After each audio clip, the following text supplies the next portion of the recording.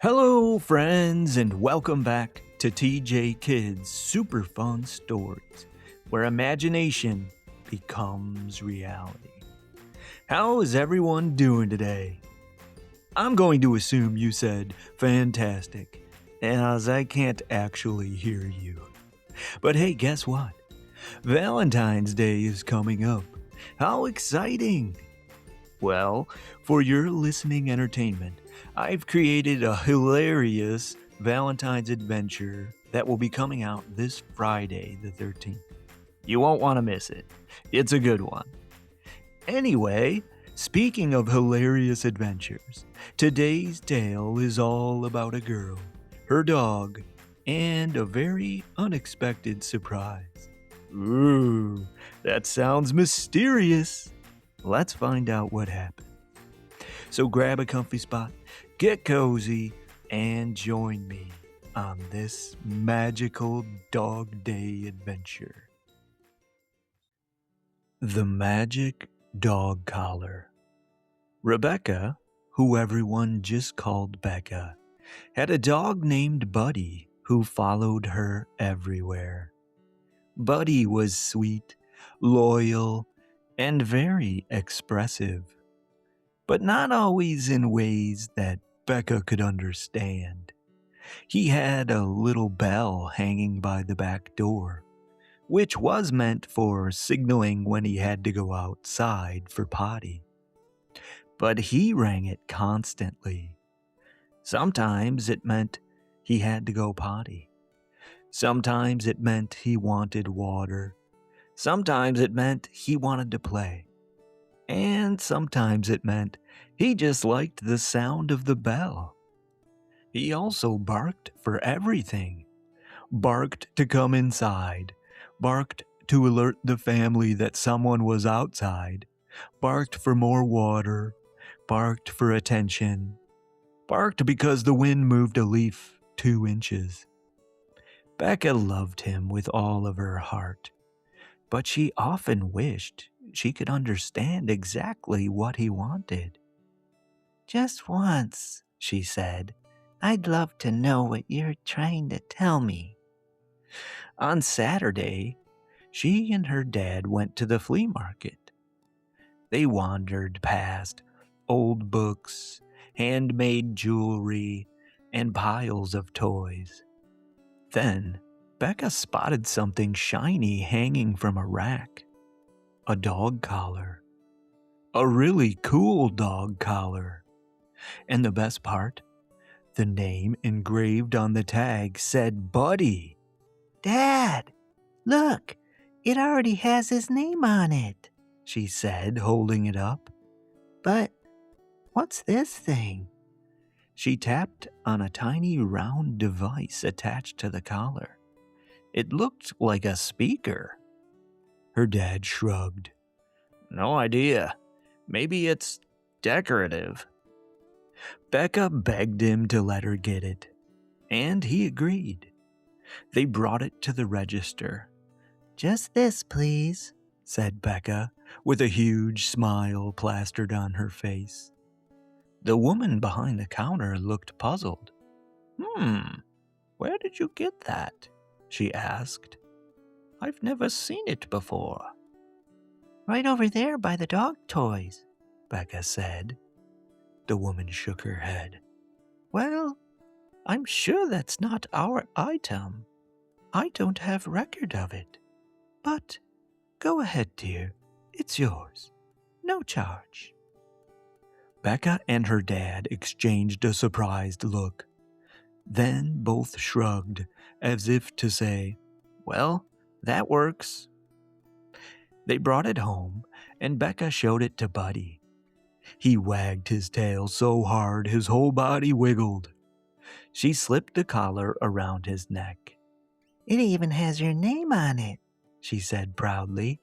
"Look, Buddy, that's you, boy." A little while later, Buddy trotted over to the door and rang his bell. Then Becca heard a voice say, "Outside." She paused for a moment, then called out, "Dad, did you say something?" "No, Dad called from upstairs. I'm folding laundry. The bell rang again. I have to go poo-poo, the same voice said. Becca stared at Buddy. He stared back with big, pleading eyes. Dad? Becca yelled. Did you just say you have to go poo-poo? What? No, Dad shouted back. Becca walked to the door, opened it, and heard, Finally! Oh boy, I really have to go. Buddy zoomed outside. Becca's jaw dropped. Wait, am I reading Buddy's mind? Buddy came back in, tail wagging. Play, he barked. Except it didn't sound like a bark. It sounded like the word play. He grabbed a ball. Becca gasped. I heard that. I heard you say play. Buddy looked up at her. You heard me? He barked. Becca's eyes grew big. Wait, did you just talk? Can you understand me? Buddy barked. I always understand you. It's you who doesn't understand me. She leaned close to the collar.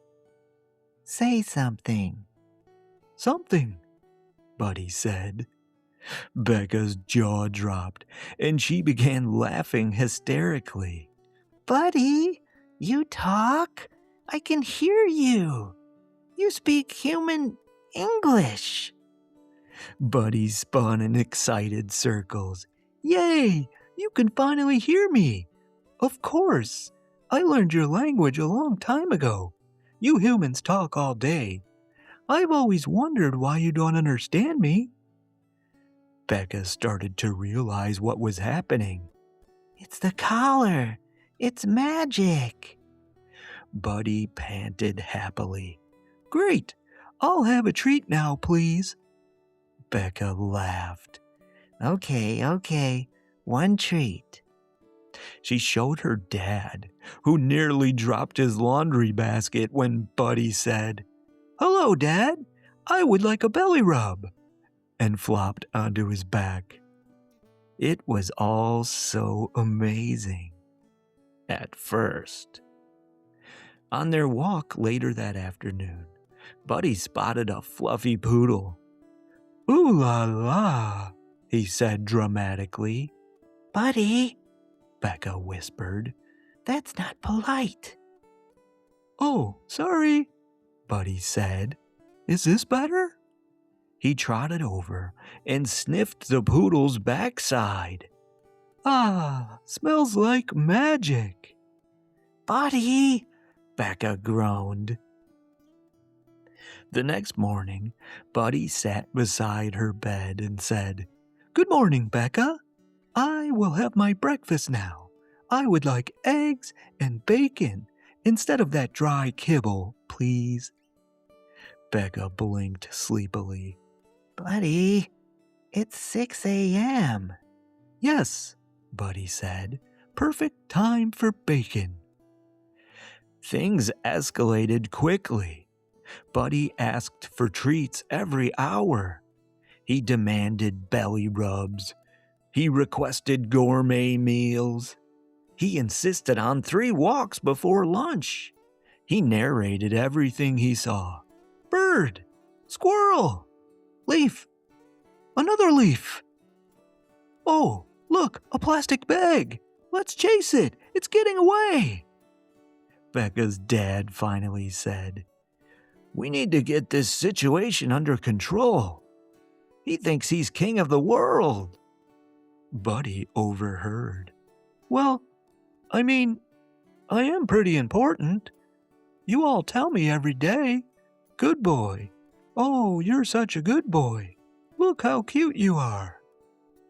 Becca and Dad both exchanged a concerned look.